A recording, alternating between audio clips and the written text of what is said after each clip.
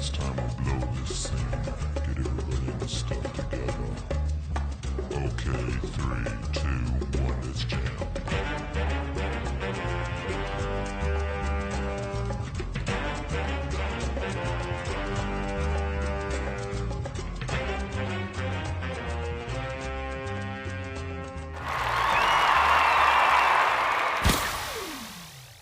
Bang.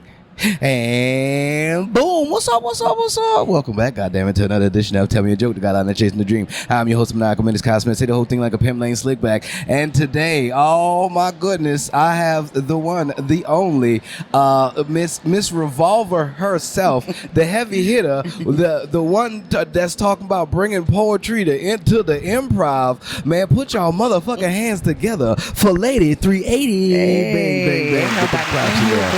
Get the claps together. Yeah. How you been, Lady 380? Oh, been well. Good. Been busy. Yeah. Sure. Oh, yes, you have. We're busy for sure. It has been a grand old time in poetry these past couple of days. Absolutely. These past couple of weeks, to be honest with you. Did you see poetry going this far, this route?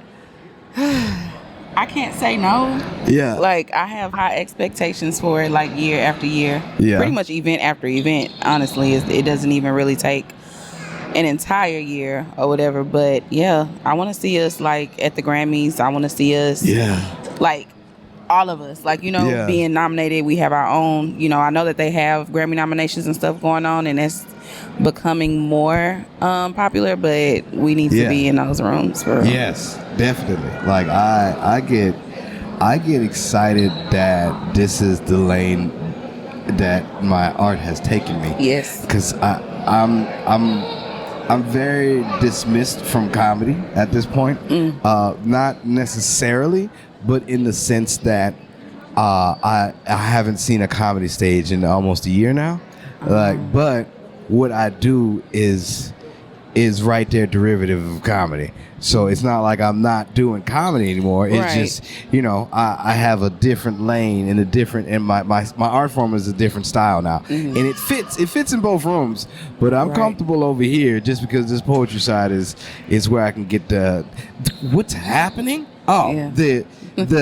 The build and how there's something every day of the week, and it is satisfying. Yes. People are coming out. People are pouring into the community. Absolutely. Like, I'm loving it. Now, with the community, I will say that this is like one of my most nostalgic times of when I first came into poetry. Like, everybody was like really close. Yeah. And we hung out a lot. Like, and now these last, like you said, couple weeks, we've been like really rocking hard, like going out to eat together, like just random stuff. And that I feel great for that. Like I love that. I love that. The community is good. It has been a minute since it seems like things have happened for this to be coming about. To where I'm like, oh, well, I got the time to do this now. Like, because especially when I've been going through, like, it's like I need it, I need something like this just to be like, oh, we all right, we gonna be safe, and everybody, the people that I've been around understand the troubles that I'm not troubles, but the shit that I'm things that going you've been through. going through, and they're there for me. And I'm like, oh, this is a good bunch of friends to say, I'm not from here, it is healing. Yes. Therapeutic, all the things, like very much so. I love it. Like, poetry is literally a lifestyle. It's my lifestyle. So did you always see yourself doing poetry? Yeah. Since a youngin', that was like, this is what it's gonna be. Well, initially it was like a rapper, and so originally it was a singer, then a rapper, then a poet. Okay. I just didn't know. I always wrote poetry, but I didn't know that like spoken word was a thing. Like, you can go perform spoken word. So once I got introduced to that, I was like, oh well, here I am. Right. Yay! They clapping for us. Okay, it feels like that. That feels exciting. I hope it's, that I'm like, what? If people start running and rioting, as black people, we understand what it is. I'll grab the camera and leave everything else. Let's dip the fuck out of here. These motherfuckers making me This better not be a TikTok that's they screaming for. Right. Crazy ass kids. But yeah, man, it is. So rapper, singer, and then poet. Right. Yeah. So when did Lady 380 come? When did that name get dawned upon you?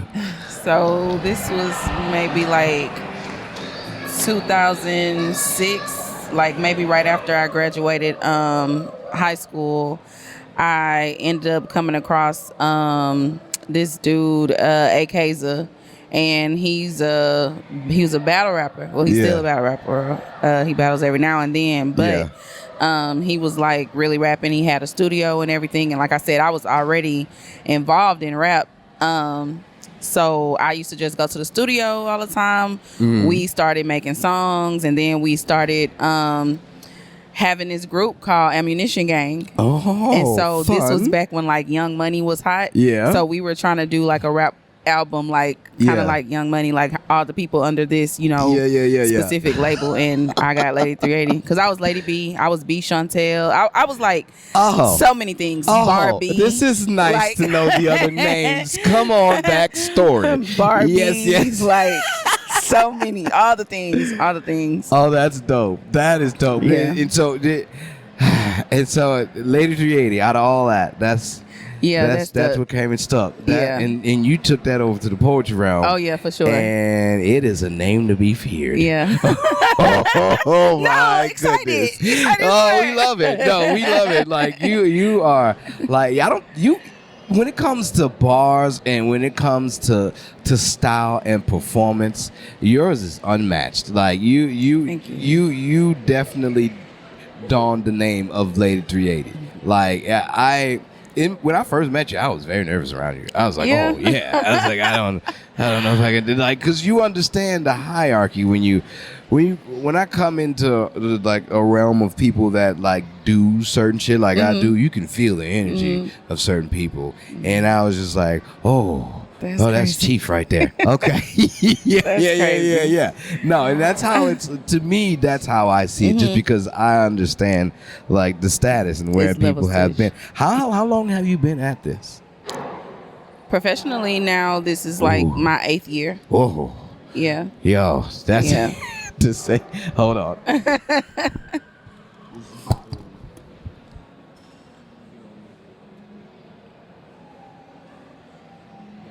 Okay.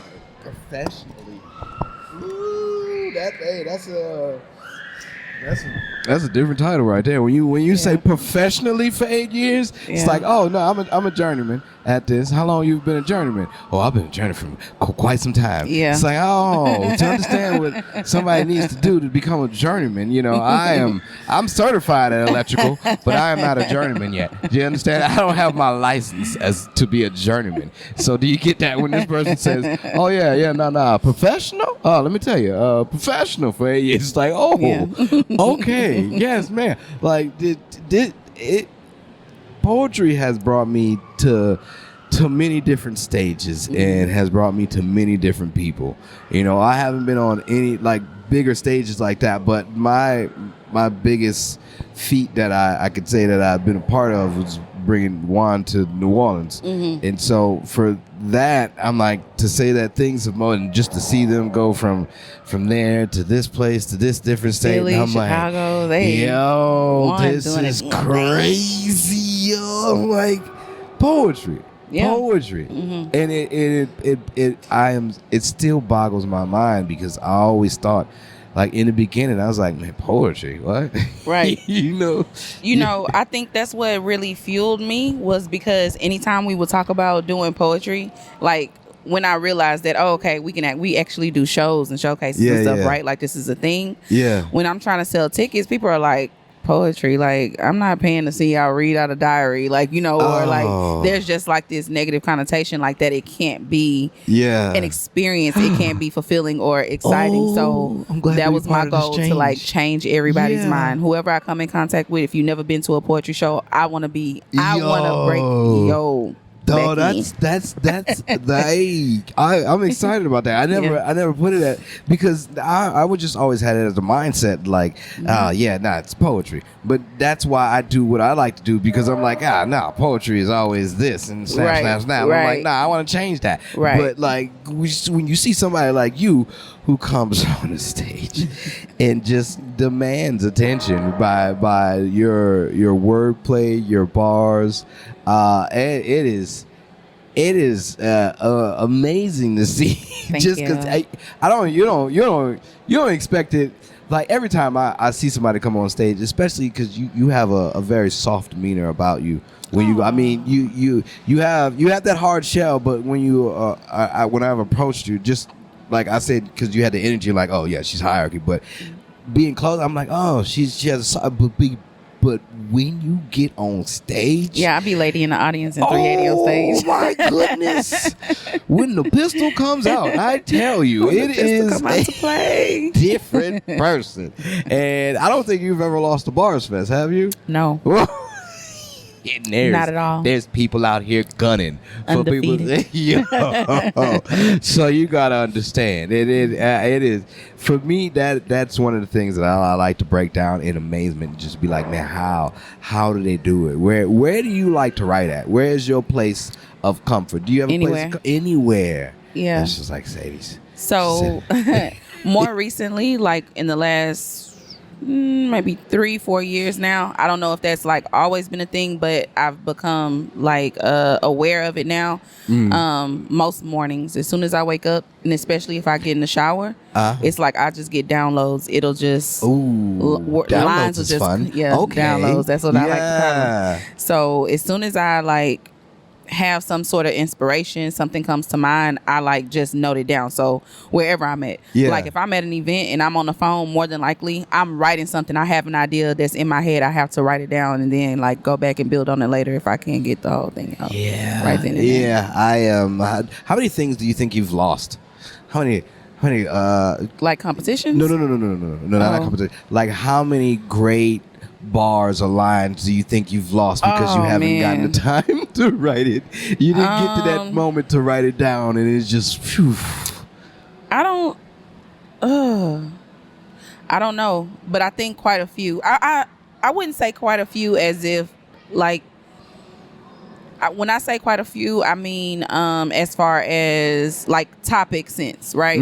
Because if something comes to me, it's more than likely just the first few lines. Like I can see myself opening up a poem with these lines. That's what usually comes to me first. Now, if I don't immediately write that down, I would say that that's happened to me like a few times. And that's why I started, like, if I know when I get up in the morning, if I'm not already having something on my mind and I didn't dream about something I want to hurry up and write down, if I have to take the shower that morning, I make sure I take my phone in there. And I make sure I record, because normally that's when my thoughts come in. So, so now that's routine. I need to get into this voice recording. You're the second person that's talking about voice recording, and I'm like, why are we not using this more? Why am I not using voice recording more? I just don't think it picks up the right. Because my mama sent me voice recordings, and I'm like, do you mean to curse right here? Why am I the bitch right now? Do I need to be a bitch? I don't understand what you're saying, mama. So I don't know if it's picking up the right. And so, but apparently it's got to be doing well enough if it's translating. So if it's capable of translating stuff now. What has been the best thing now is that the iPhone will like translate your voice into like words. Or I just have to go back and write it down. Now I don't I don't memorize my poems from voice recordings. I have to see it. Yes. And I have to write it out. Yeah. So whatever I'm saying on a voice recording, that's strictly just for me not to forget my thought process, because my hands are wet or I can't write them down if I'm in the shower or something. Or if I need to time my poem, like, and hear it how it goes, and then I can see how long it takes and where my pauses are. Are you more of a pen to paper type of person, or you type it out? Type it out. Yeah. I don't even think I know how to write anymore. Like, I hate my handwriting so bad. Every other word, I'm like, are you sure that's how that's spelled? That's true. I don't have spell check when I'm writing shit. So I have been crippled. So sad to say. So sad to say. It is. Yeah, well, it's not needed now. Right. As long as I can get these poems out, we are all fine. Right. Yeah. Some people do it just for the sense of like, oh, it helps them memorize better. I know comic friends of mine. It was like, nah, I gotta write my jokes out just so I can have it by memory. And I'm like, man, this feel like punish work. I don't want to have to write. And nothing. that's why when you write, I will not talk in class. It be on your mind. After you didn't wrote it 100 times, it's gonna be on your mind. I'm gonna switch. I'm gonna switch to now. That is one thing that I will do if I am having a hard time memorizing a poem, but that's few far and in between. Like it'll be like that's something if I was doing a rush job and I just rewrote this poem and I got 2 days before I have to go perform it. Now I have to write it out. Yeah. For sure. How do you work with memory? How's your memory? Just from start to finish. Like I'm more of a once I have the poem written out, I go stanza by stanza. So I'll probably have the beginning of the poem like down packed so many times because I always go start from front to top. So I ain't rehearsed the last of it. So a lot of times the last of my poems begin freestyle until I just learn one of the good ways to end it. Then that's how it becomes. But the end might be a little shaky, but I'm gonna start it off right.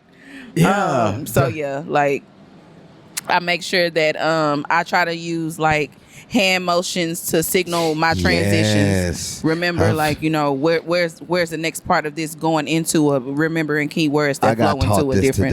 That is the thing. While rappers use their hand motions and everything because it's the brain fires off and it's able to send signals of this is when this is. That's why you're able to rap faster and whatnot. And I thought it was just something that I was able. I'm like, this just helps me. So this is why I use my hands to talk like this. And it's like, no. That's computer. And everything together. Yeah. I'm like, oh shit, this is scientific. Or why I do this? Hell yeah. So I actually did an experiment to see if it helps me memorize better, which I haven't done it as much anymore. But to work out as I recite.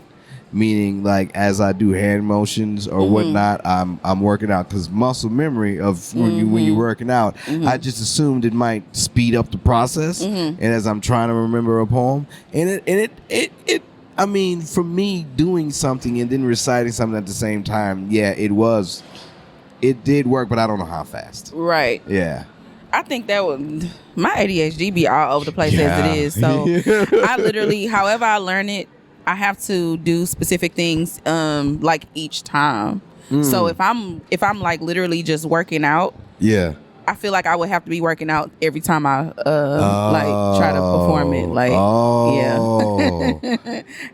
you get yourself stuck. Yeah. It's like if I drive makes somewhere sense. in the daytime, I can only go during the day. If I go that same route at night, I'm completely lost. Like what is going on? The scenery and everything like And then I have definitely like came up to places and I'm like, man, I drive this every day, not seeing it because I only drive it at nighttime. If I drive during the day, I'm like, I don't remember this landmark at all. Yeah, I'm like, this is what this looks like during the day. This is a terrible area. Oh my god! Oh my god! I didn't know this is where I was, man. This is okay. All right, Texas. But yeah, this is I've been so many places now just because things have been popping up everywhere. And I'm just like, fuck it, I'll get there. I'll get there because everywhere we go, it's always such a vibe. And I remember in the beginning when I first started seeing this, I didn't like the poetry was here and there. Like certain shows would pop up, certain people would have like, little gatherings and get-togethers and do poetry. But now it's like it's really everything's a show situation. Yeah, like legit. Like boom, performers are here. We got and it's open mic, but these open mics, it's not like. Not everybody's coming in here to practice. Right. Some people come in here to show the fuck off. Right. It's like, yo. We can't. You know what? I have a love-hate relationship with that. I will not lie to you. Yes, because I feel like an open mic is supposed to be to help you learn your new poems or showcase your new skills. But then nervous. It's like You walk in a room, they like lay thread, and you supposed to be held to this standard, and it's like, what you mean I can't read off my phone? It's an open mic. We not like, I you know, get so nervous. I'm like, I shouldn't be reading. So I'm like, okay, now y'all got to hear the same poem that I know like the back of my hand because you this know, is what you want. This is what you I expect can't get of up me. here and like forget my lines and stuff, whatever. Like I gotta live up to my name.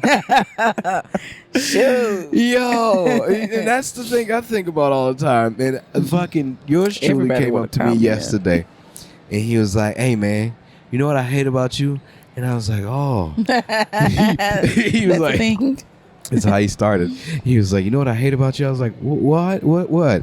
He was like, "That nobody let you do nobody let you get in your bag." I'm like, "Oh, that's cute, man. Thank you for putting that way. All right, I appreciate it." He's like, "Yeah, man.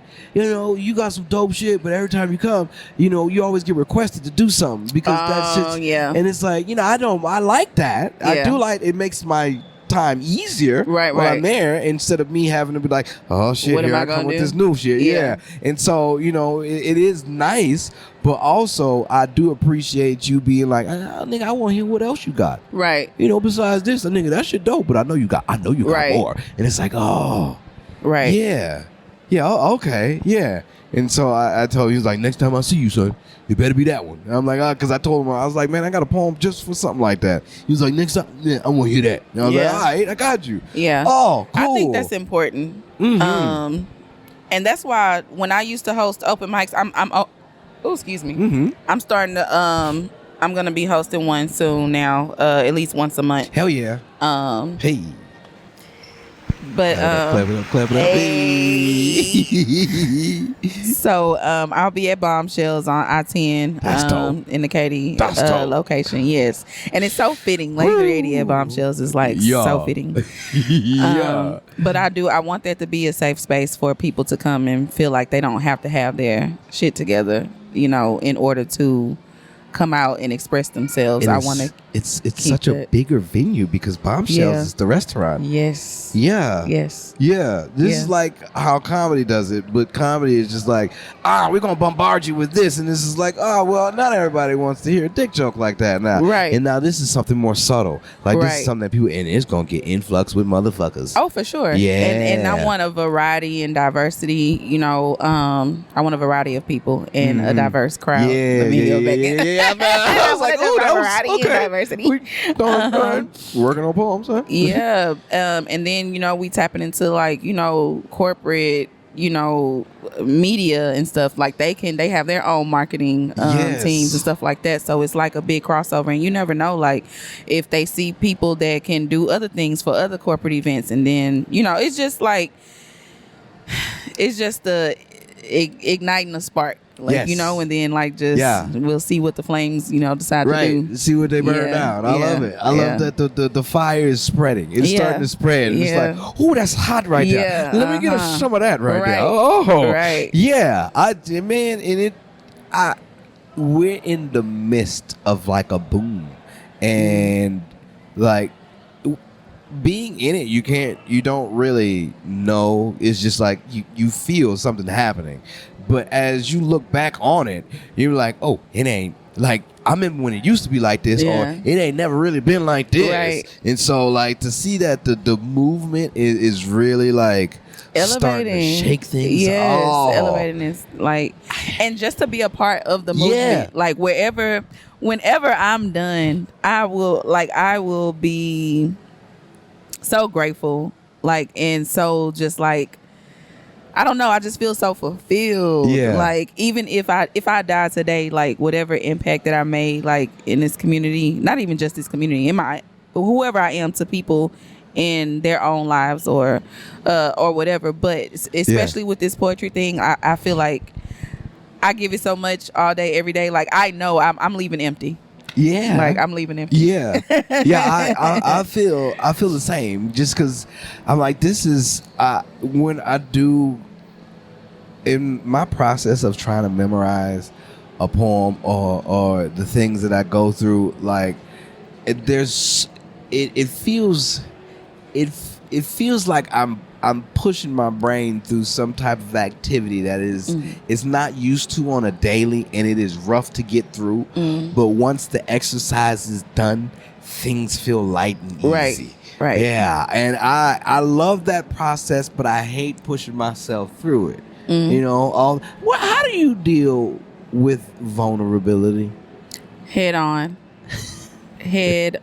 Like, the more vulnerable I have to be, the more I want to do it. Yeah. Because that's another thing about my life. Like, I feel like, my gift is a blessing and a curse. It took real life experiences for me to be able to pour that vulnerability in the way that I do. So who knows where I would have been or what I would have been doing had I not gone through the things that I've been through in life. Yeah. So one thing about me is I hate confrontation. In whatever kind of form it is, I just like for everybody to be happy, everybody to be on one accord. Like, I don't like any type of confrontation. And like when I was younger and like middle school and elementary, if somebody even yelled at me wrong, like I was crying.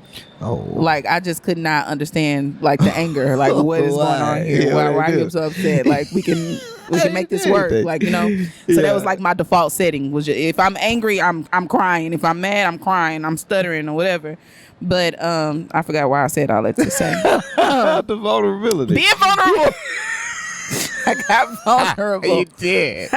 So basically what I was trying to say is poetry helped me find a way to like use my voice. Yeah. Because if you yelled at me like real life, I'd be stuttering trying to get my thought process out, or I just start crying and stammering. That turned into a whole network of things. I'd be fighting all the time because I can't sit up here and go argue back and forth with you because you're making me look stupid. I feel stupid. I don't know what this is. Now we gotta fight. So I'm confused. I want to fight you now. Poetry not only saved me, it saved you. Yeah. Hell yeah. And so I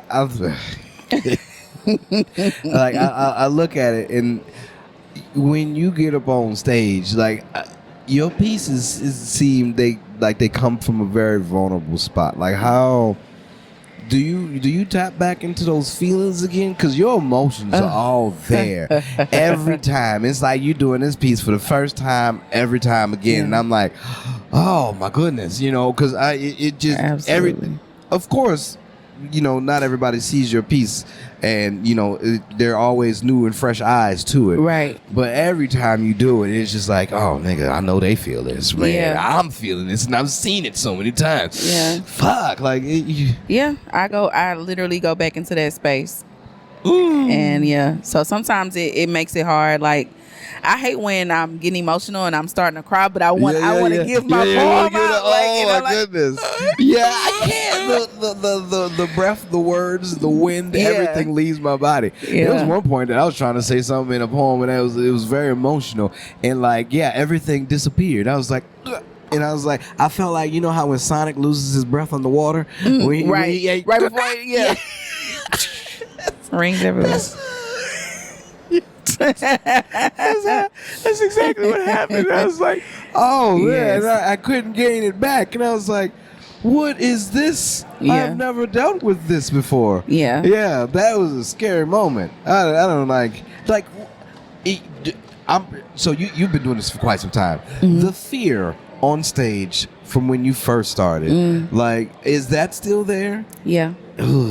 Yeah, and I hate one thing. I'm not gonna say I hate, but I find amusing, I guess, and funny, but not funny. But people expect that because I do what I do so well that I'm not supposed to be nervous. Like, you nervous? And I'm like, that's what y'all seeing on stage. All my nerves, like, from the time once I get centered and find the courage to get that first line out, that's all nerves. By the time I'm done performing, sometimes I'll be ready to faint, like walking off stage. Yeah. One time my leg was buckling so badly, like I physically could not walk like off stage. So my anxiety, my fear, like everything be like it just has somewhere to go as I'm doing the poem. But once that's done, like It's just like, yeah, you be all walking over the around in place. some stilettos, man. Yeah, I'm like, I know. whoa. To say that's what you deal with. Oh my Right. goodness. Right. I be going through it when I get up there. I'm like, yo, I just want to get this because most of the time I don't understand, and people are gonna be like, hey, that's funny, or be like, hey, why you talking about that? And be like, ah, shit. So Yeah. I'm always on a tightrope anytime I'm coming up there. Like, I wonder if they're gonna I'm being silly. Right. So hopefully you find this funny. Right. But like I'll say this for example. I did the ED and Me poem at Art Room.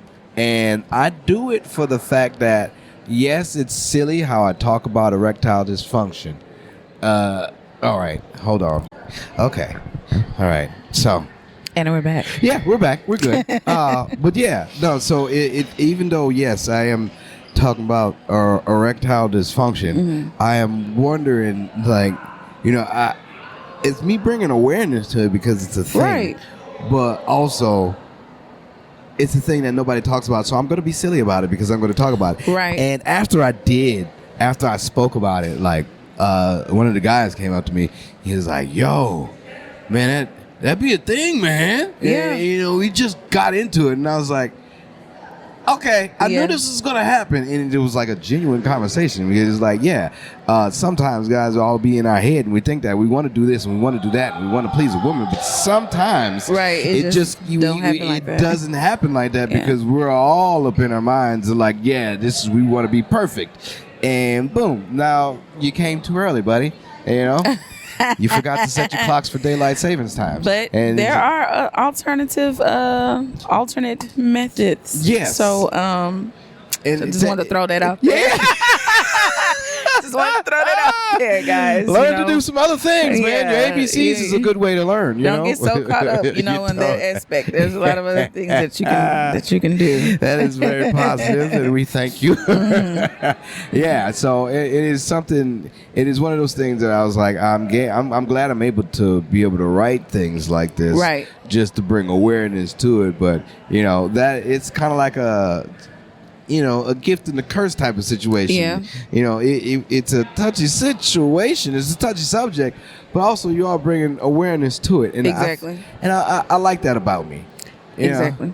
And I think that too, when you look at it, like, that's the most important thing, right? And back to you asking about vulnerability, that's what makes it so easy, because I know that for a majority of my life I've been quiet about a lot of things that I've been through, and I can only imagine had I spoken up at certain points or said something, how many other people could have been saved just by me saying something, opening my mouth, and not and being afraid and not being afraid, or whatever the case may be. So now this is my way of giving back to that. And when you step on stage, you gotta just stay focused on the mission. There to bring awareness. You teach people how to treat you. So if you get on stage and you and your mind are feeling like, dang, I don't know how they're gonna receive this, you giving that energy to the audience, and the audience is like now feeling that too, like, okay, I'm not sure how to receive this. When you go on that stage, you be unapologetically, you can't nobody be mad at you, because you're showing them exactly who you are, and they know, and you teaching them either get in line or fall back, right. like, and that's just what it is. So it is. And when all that went down and all that happened, I was like, fuck yeah, this is what it's supposed to do. It's needed, exactly. And now I want it to be down pat more to where I'm like, all right, good. This is because it's clever. It's right. clever, and you write so well. Thank you. Oh my God, you write so well. Like, I appreciate it. It takes me a long time to come up with shit like this, and it's just like, okay. And I wanted to. I try to make sure that it is something that stands out. Like, I'm not handicapped, I'm just small. Yeah. It took me a minute just to be like, what stands out? Like, what about you? It could be silly. It kind of seems like it might cross a line, but also, boom, tiptoe. And then be like, oh, and then see what you talk about. And so, to be able to bring silliness like that to Right. what I always thought poetry would be like. Comedic relief. Yeah, snap, snap, snap. You know, to this, I'm like, this is good. I'm glad that I can throw my chips in the pile while everybody else is being amazing as well. Yeah, I love the whole comedy and poetry clash too, just because I feel like, to me, and this is producer mind, Lake 380, like a good host is funny and relatable.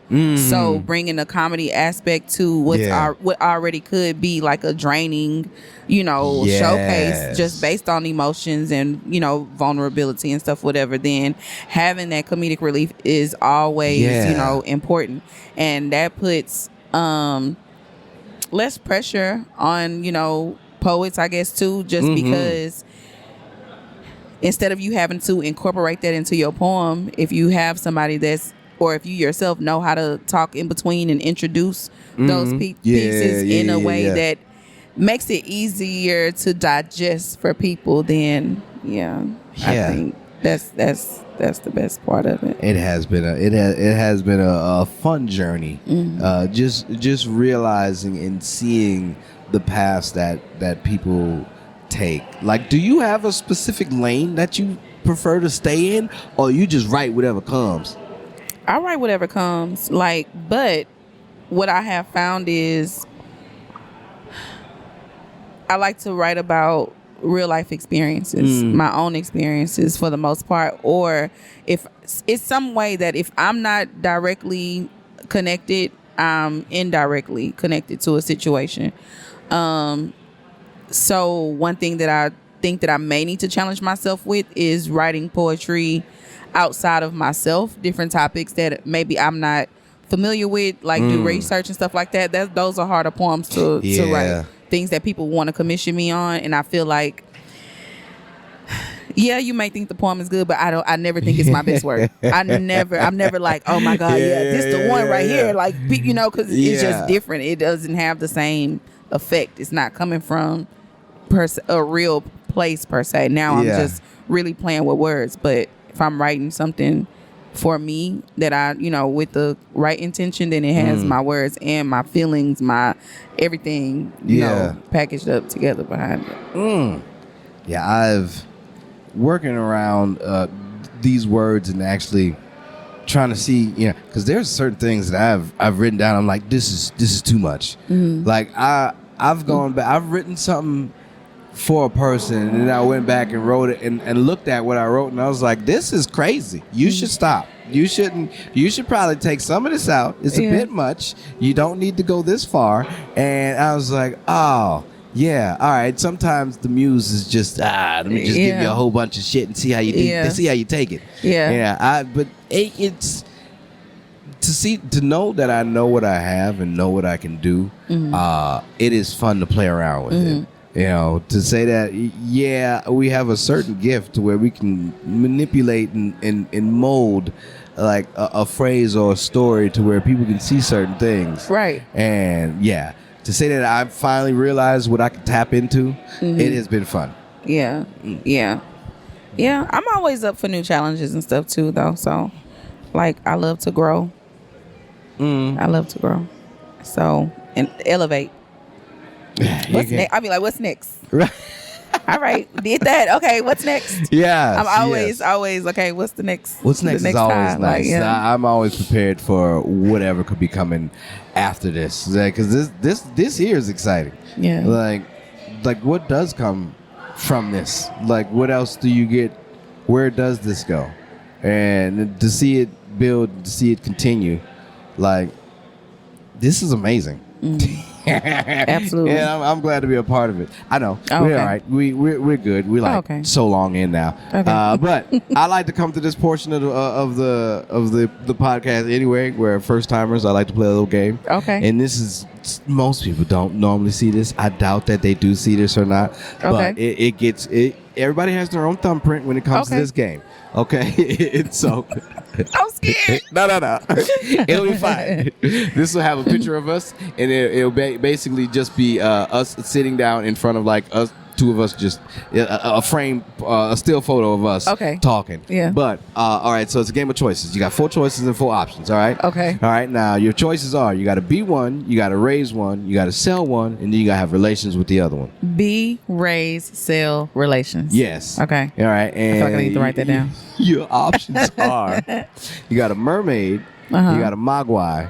You got a Mexican. Oh, wait, a mogwai? A mogwai, What yeah. is that? A mogwai is a gizmo. You remember Gizmo from Gremlins? Not really, but I guess, yeah. Okay, I'll give you a picture. Okay. All right. Oh, God. Let me write down my options so I can. Was Kill one of them? No. I'm just playing. There you go. Boo, boo, boo, boo. That's Gizmo. That's Mogwai. Okay. Yeah. I know who that is. Yeah. The So Mogwai and mermaid, Mogwai, Mexican, and the manatee. And you got to be one, you raise one, sell one, relations with the other one. Relations. Yeah. Oh, there you my go. God. Oh, my God. You got mermaid, Mogwai, Mexican, and a manatee. That's so fucked up. This is so fucked up.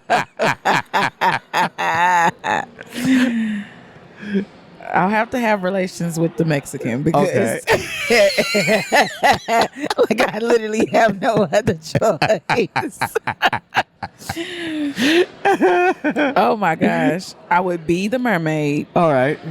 I would sell the manatee. Okay. And then raise you the go raise mogwai. Fun times, boy. You might raise hell trying to raise that Mogwai as a mermaid. I already did. In another life, I done did it. Oh, that's hilarious. Everybody's got their own. That's too funny. Oh, that's good. Oh, but well, this has been a great conversation. Absolutely. Thank you. Thank you for having your me. time. Definitely. Absolutely. But before we get out of here, let everybody know where they can follow you at. So you can just go to my website, lady380poetry.com. All my information about everything that I have going on, where to follow me and everything is on there. Instagram _lady380. I don't want to leave anything out. I do candles, lit by Brit. I have a podcast also, Headshots and Heels. My brand, No Smoke. No Smoke. Poetry is back at the Improv. Hello. February 17th.